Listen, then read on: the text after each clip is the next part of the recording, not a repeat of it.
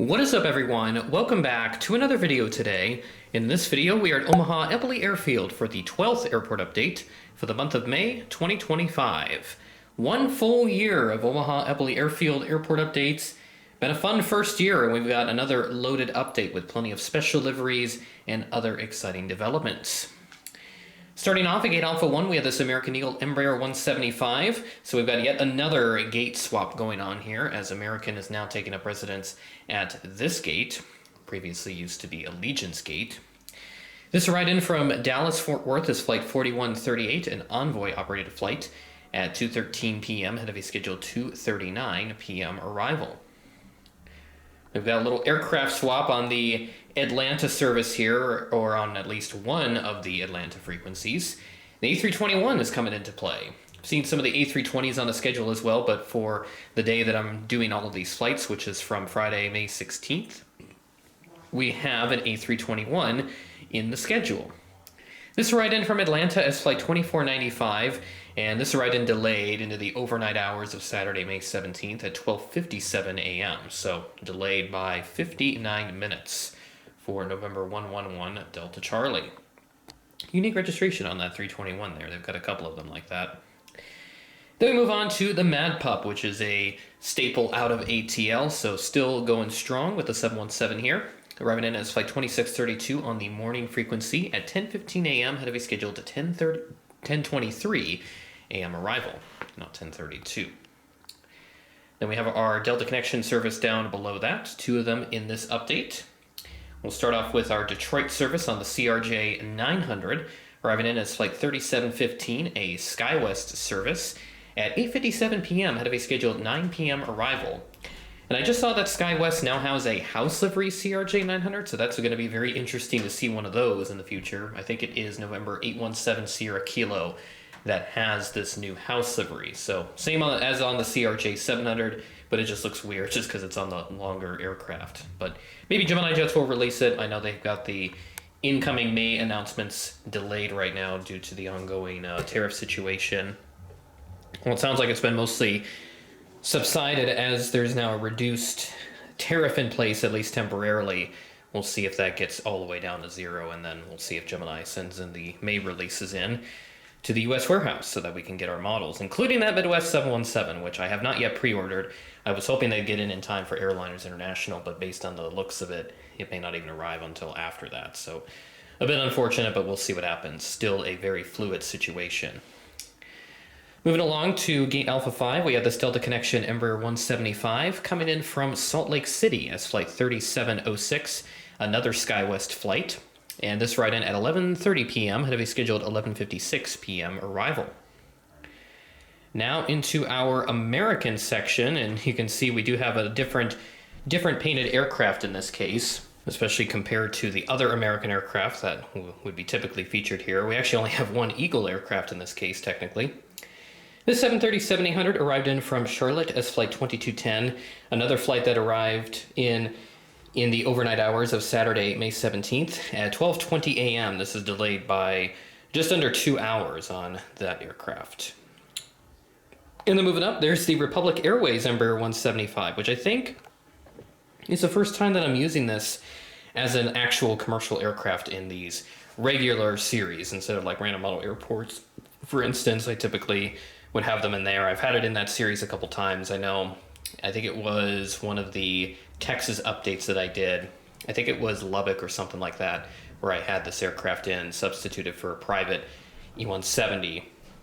But this is actually 175 with the short winglets, and arrived in from Chicago O'Hare as Flight 4464, a Republic-operated flight at 8:53 p.m., delayed from a 6:56 p.m. scheduled arrival, so yet another delay. This one is an hour and 57 minutes. They've got a couple of them, because that one was 401 Yankee X-Ray in real life. The model is 402, so they got a couple of those that fly around everywhere. Hopefully I get to spot one of them, because they're pretty cool. Then we have another appearance for the American 737 MAX 8 coming in from DFW as Flight 2269 at 11:46 a.m. ahead of a scheduled 11:53 a.m. arrival.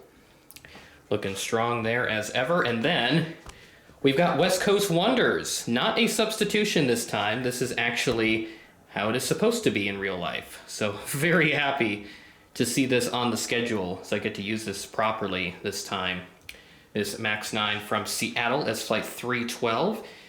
This arrived in at 3:11 p.m. ahead of a scheduled 3:14 p.m. arrival. And then I also initially had this aircraft at the gate, the 738. So this is the other service for the 2 daily 738s that Alaska has from SeaTac. This is the other service, which I haven't featured yet. This is flight 338, which is the overnight service, arriving in well after midnight. This arrived in at 12:40 a.m., delayed from a 12:12 a.m. scheduled arrival. This one delayed by 26 minutes, I believe. Or no, 28 minutes. My mental math was a little screwed up there. So there's Concourse A, looking pretty strong here with all the Delta, American, and the Alaska services.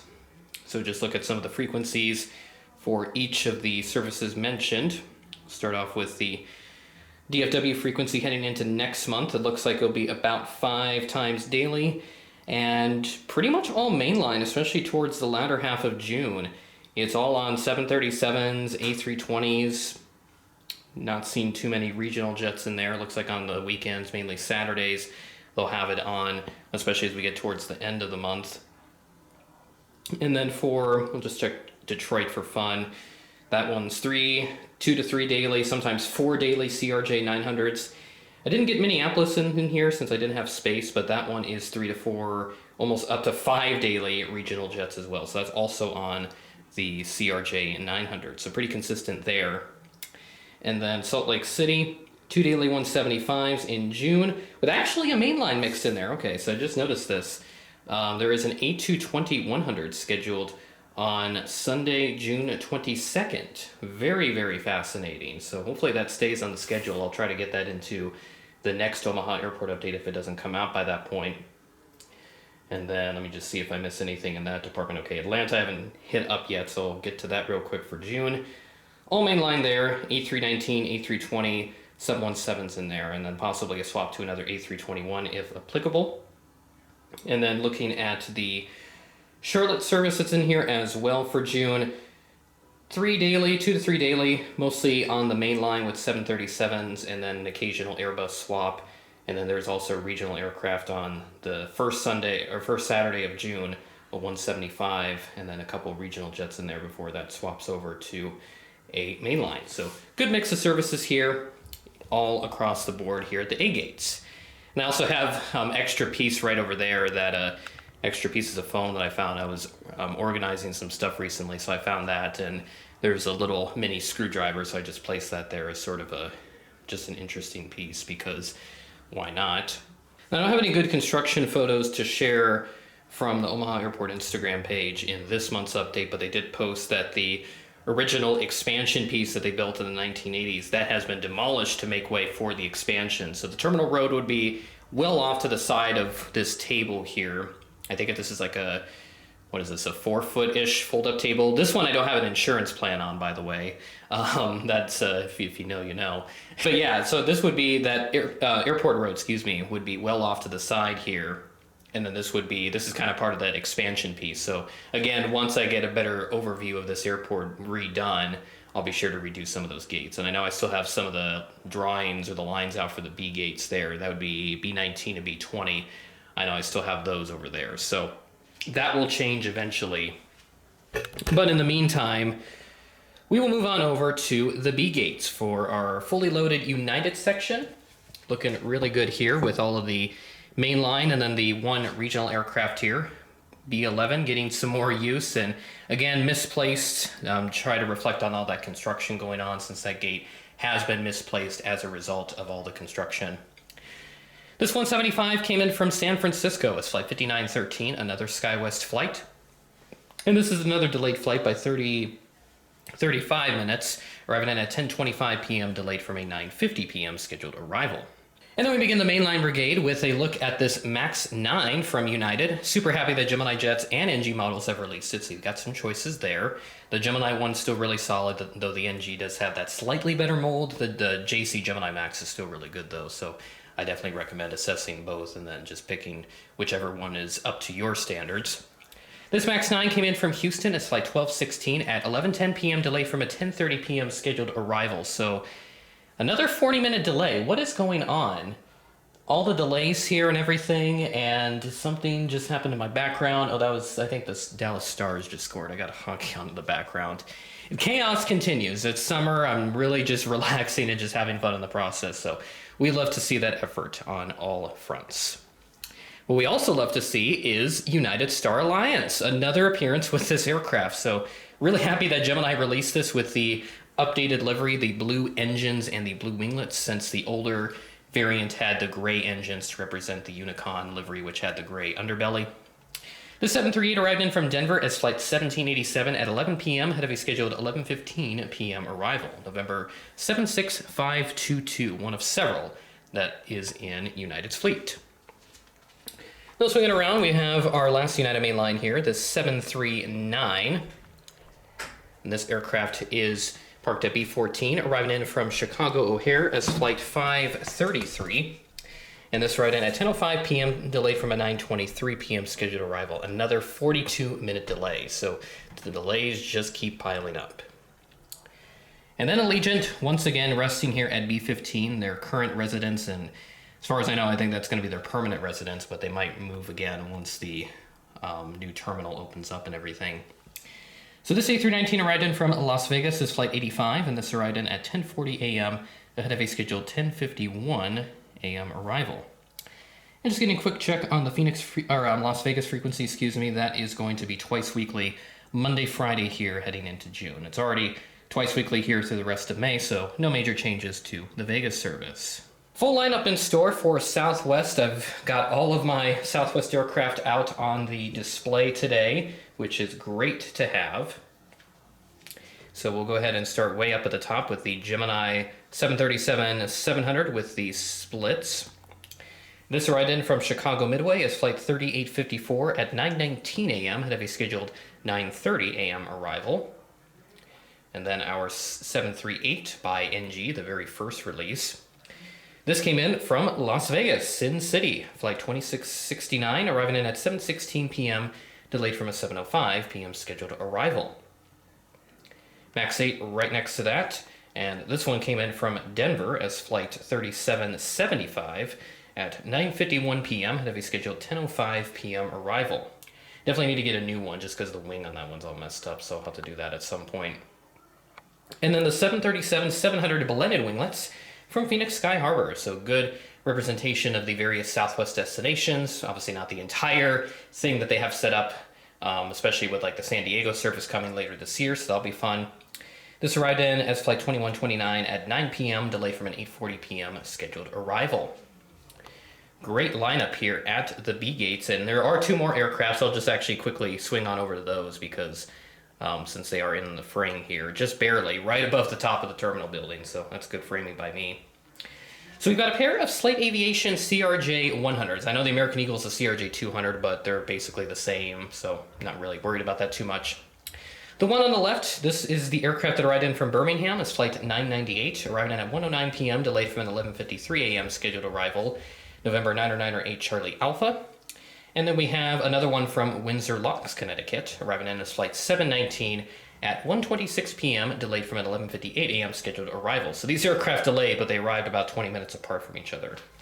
And just for fun, I'll check the registrations of both because I always like looking into that information. So November 908 Charlie Alpha. That one, I believe, looks like it is a... Looks like it's been a private aircraft its whole life. I thought it was going to be like a former Comair just because of the CA and the registration.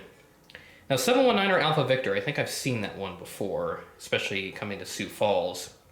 That one was an ex-Comair, November 979er Charlie Alpha, before it became a private aircraft and got its current registration in 2015, now operated by Tri-State Charter, which both aircraft are operated by. So obviously something going on there. And I know I mentioned last month there was a lot of weird one-off flights. Those were apparently some shareholder flights. So if I just pull back up the previous month's Omaha Airport update, since I had made a note of it, because there were services from Boston, Newark, I think there's one other as well. I can't remember what that one was off the top of my head, but I did mention that just because it was really it was really interesting. But a commenter did point out that it was Berkshire Hathaway's annual shareholder meeting. So very fascinating there. So thank you to the gentleman there, Ryan Allen, for commenting that to let me know. I definitely love learning about those little one-off flights. So very interesting there in that regard. Definitely thought there was going to be some new services, but maybe later on down the line they'll get those new services there. So that'll do it for this month's Omaha Eppley Airfield update. And just to keep things fair as well, I'll actually go ahead and take a look at all of the services that I did mention and their frequencies, everything that is coming up for them. So we'll go ahead and start off with the United services. San Francisco operating every day, once daily, 175 in June. No major changes there. Denver is going to be very much floated. They've got Frontier, Southwest, United, all on that on that route. Good mix of mainline and regional jets. I'm not even going to mention the aircraft type because, again, we know how inconsistent United mainline can be. And then Houston Intercontinental as well. Always fun to see that service floating around. 3 daily with 2 mainline and 1 regional aircraft. 175 in that department. But otherwise, the mainline will flip-flop around faster than a game of hot potato. And then checking out our Southwest services. I never really look at the frequencies here, to be honest, because they can change a lot, or they can also not really change a lot.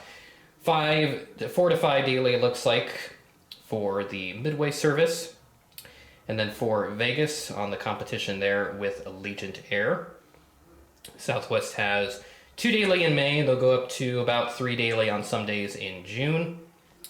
And then for the Denver service, Southwest is going to go up to about 3 daily on the weekends and then 5 daily during the week. And then for our Phoenix Sky Harbor service, of course, also served by American. Didn't have too many American Eagle services in this update. 3 daily there, all on the varying types within Southwest fleet. So hopefully you guys like that format with the routes being all summarized at the end there of each section of the airport. So let me know what you guys think of that format, and I'll keep it if there's enough positive reception to that. I figured if I do that, then the flow of the airport updates will go a little better than if I just talk about each service individually. But I'll really only do that with like notable services. Like for instance, we do have Philadelphia coming up here. That is going to be starting up on June 5th. 2 daily CRJ 900s, which is going to be really cool. So that will be a next month's update. Did not get DCA in there as well, so just checking that out for fun. And those one-off services, they're also still there. Newark and Boston, those are all there still. So, yeah. And then, another thing too, I just saw this. American from Miami returns November 2nd, once daily mainline, A319. So that is very fun. And then, of course, the San Diego service, I mentioned that before, that will start the weekend before Thanksgiving, November 22nd. A lot of fun stuff coming to Omaha, so very fun to have this airport on the schedule. Definitely the one that takes up the most time to set up since it has a lot of gates, but definitely fun to do nonetheless. With that being said, that is the end of the video. Thanks for watching, and I will catch you in the next video.